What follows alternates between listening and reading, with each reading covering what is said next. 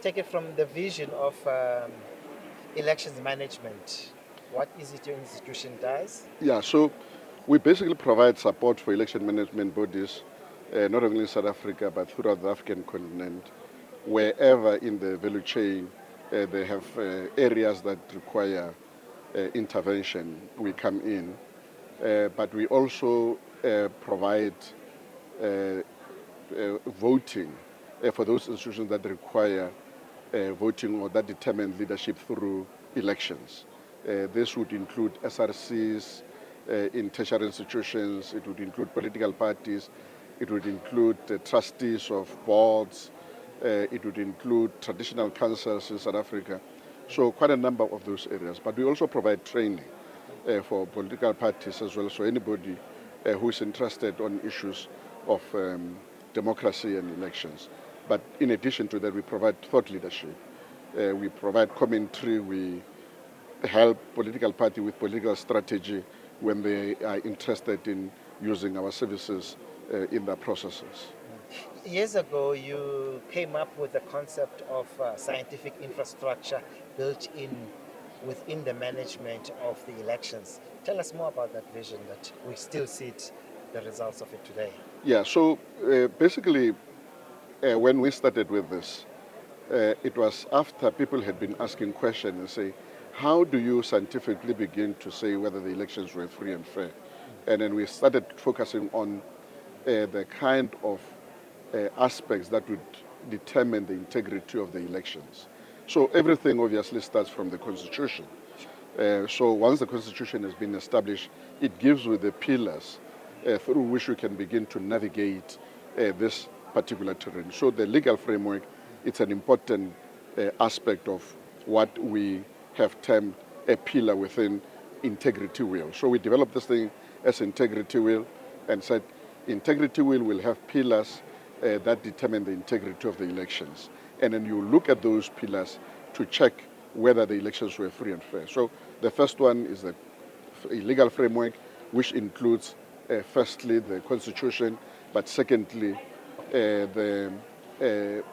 whatever legal framework is there other than the Constitution, whether it be an act of parliament, it would be regulations, it would be anything that basically provides a framework within which people can then operate.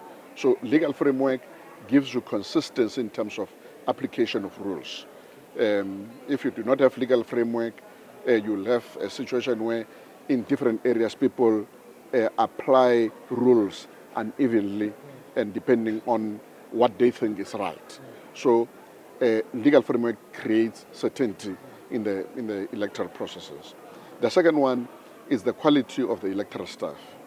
You've got to make sure that you have trained your people, they understand the process, they understand how to apply the laws, they know how to apply every rule. And then you find that whether a person is in Limpopo or here, that person must be well trained, same material, same information, and they know that they're going to apply information evenly.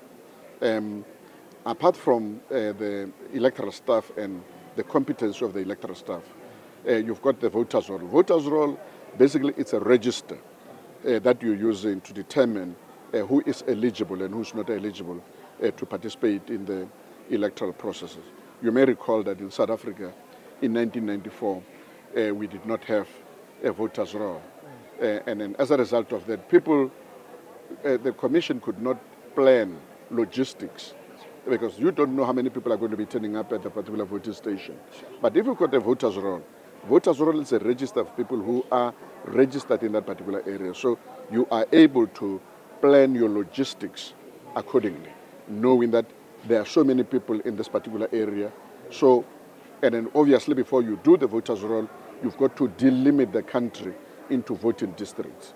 Once you have done that, then it is easier to say all people who belong to this particular area will be registering here, and you create a register for that particular area. So voters' roll becomes an important aspect in terms of this. And with the new complexities with independence, has that really changed how the same process is done, or it's just a matter of No, no, maturing no, no, from the no. infrastructure you have? Remember that South Africa, we don't have constituencies.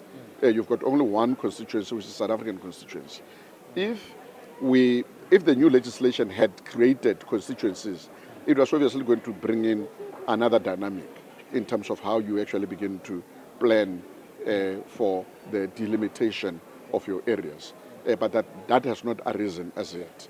So it's not a factor in terms of preparation of elections like this. Even though its importance only comes in terms of the logistics, and I'll come to that particular aspect just now. So having dealt with the issue of the voters' roll is the issue of the logistics itself. Now, the logistics, as indicated, firstly, they are drawn from the legislation, and then from there, you've got to make sure that now that you know how many people are going to be going to a particular area, you've got to structure your logistics in such a manner that you do not have shortage of materials in that particular area. You've got to create now efficiencies.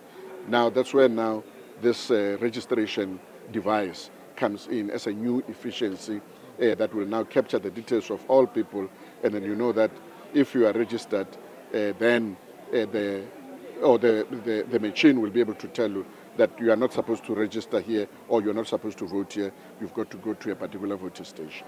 So the efficiencies that are introduced by technology in the elections is quite critical in terms of the management of the elections. Yes, I had an experience. I was voting from one place and I was redirected to another one down the road.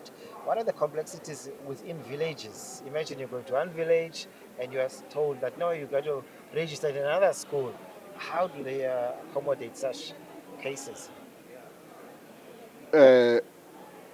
It is difficult in rural areas where you've got vast distances between one area to the other, particularly for registration. But once you are registered, it is easy because you know which is your voting station. And then you're going to start at your registration station first. And then most probably you'll find your name there. But when you are coming for the first time, and then saying, I'm living in such a village, and then I'm supposed to be, voting here, and then you are told, no, your area in terms of the delimitation belongs to another area, that is going to create some inconvenience for you. Africa-wise, especially in our SADC region, is there a sharing of such practices, especially they also have rural villages that have large distances that we do? How does your institute assist such areas?